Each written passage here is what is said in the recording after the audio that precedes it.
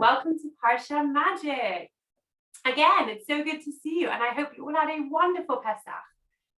You know, I was thinking about the story of Pesach, and I was thinking about how the things that happened to the Jews in Egypt and to the Egyptians weren't just there to punish the Egyptians or take the Jews out.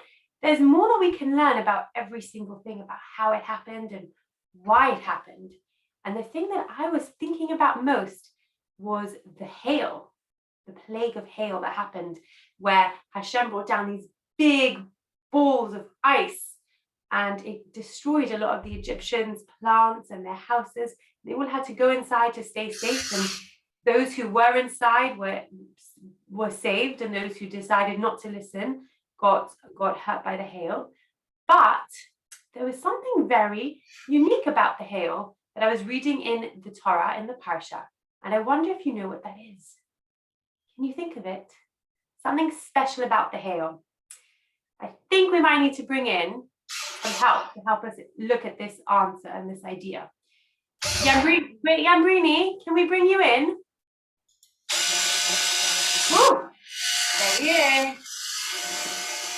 Did you hear me? We can hear you. I'm here, fresh from 2019. I mean 21. Hello. Good to see you. How are you? Well, I flew via London to Israel, where everyone was just free and out and about in the bars and clubs and just having a great time. And they got into my exercise machine, stroke time machine, pedaled furiously 2,000 years back, and now I'm just in aisle 13 behind Pyramid 6. How's it going? It's not too bad. You know, wearing this hat keeps the sun off. That's the well, thing. Yeah. Sun sounds good. And what's going on? I heard some noise. Well, I had a question. I was asking everyone a question. If they knew in the story of the plagues of Egypt with hail, what was very unique about the hail in the plague that's different to the hail that we sometimes get in London, where, you know, it's like little pelts of ice. There was something special about the hail. Was it the shape of a sausage? I don't know if they were the shape of the sausage. Probably not, but that's not what was special about them. Shape of a carrot? No, it was something about what it was with, what it was made out of. It wasn't just ice. What do you think it could have been? Was it made out of a kumquat? No. Give me a clue. Think of something that would be, you know, completely mind-boggling for there to be with ice. Well, ice is very, very cold. You're getting warmer. Getting warmer. Are you giving me a clue? Yes. Warmer. Was it something hot? Yeah. So the hail in the plague of Egypt, actually, the Torah describes it that it was this ball of ice with fire inside. Blimey. Yeah, well... Don't want to get hit by that. You don't want to be hit by that, because as soon as the ice melts, then there's fire everywhere. But what's amazing about it is that you have these complete opposite things. You have fire, which is heat, and ice, which is cold. And really, you would have thought that one of them would have cancelled the other out, but it didn't. That sounds incredible. Yeah. Literally. Yeah, it's actually described by the rabbis as a miracle within a miracle, because you had these two opposite forces, these two opposite things that came to be in peace together to do Hashem's will. And we were just talking about how all the things that happened in Egypt actually can be there for a lesson for us. What do you think that lesson could be? Not sure. Well, maybe you miracle inside a miracle. Something about a sausage roll?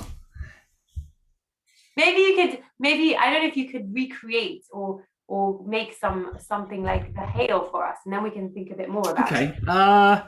Hail. All right, let's do some hail. Hold on. Whoa! Not just any hail. Yes. What was in it? it? We need to try and make the special hail from Egypt. Fire in the ice. Fire in the ice.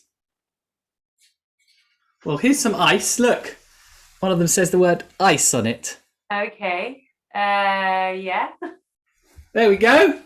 Magic. No? I guess we need some fire as well, don't we? All right, let's get some fire. Got some fire. Ha ha ha. Fire. Fire and ice. Whoa! Whoa. Look at Oh that. my gosh. That's ice. From the fire. It's dripping everywhere, look. So you couldn't quite create the same miracle, but what you did is you made ice from fire and paper. That's pretty cool. I think my sausage rolls are more miraculous than that.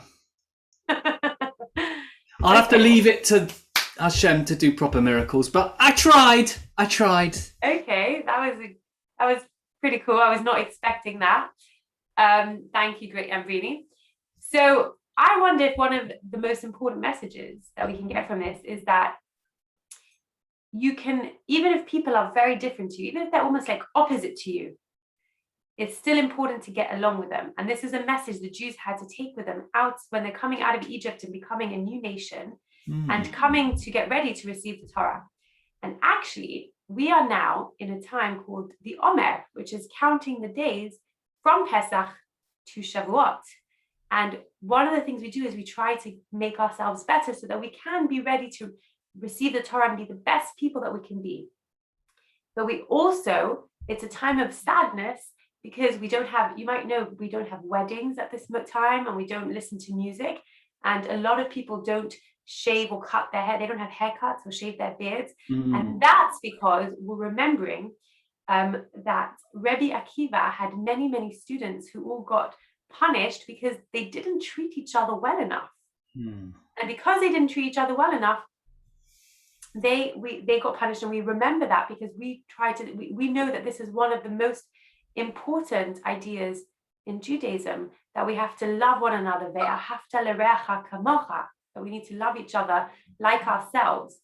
So even when there's people who are completely different to us, even if they're different to you, even if it's difficult to get along, I imagine it's not very easy for water and fire to get along. No, tell me about it. I've got burnt hand.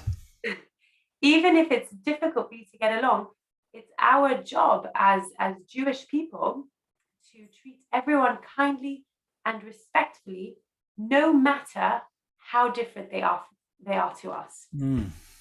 I like that. That's a good message. Would you like me to have a quick chat with Raish about this? See what Raish has to say. Yeah, I brought Raish with me. Hello, Raish. Hey, Raish. Let's hear what Raish has to say.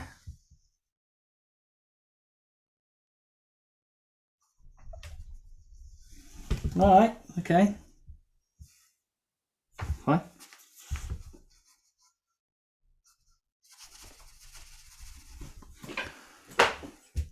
Ray said that's lovely. Is that all? Yeah. Lovely message. Lovely message.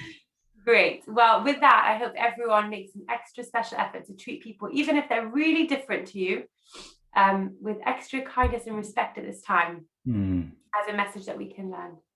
That's lovely. Thanks so much for joining us and doing that fantastic magic, Great Yambrini. My absolute pleasure. I'm going to get back on my pedalo. Yeah, you better do that. Make my way back via Israel to the future. Sounds great. See you there. See you there. Bye. Shabbat shalom. Shabbat shalom.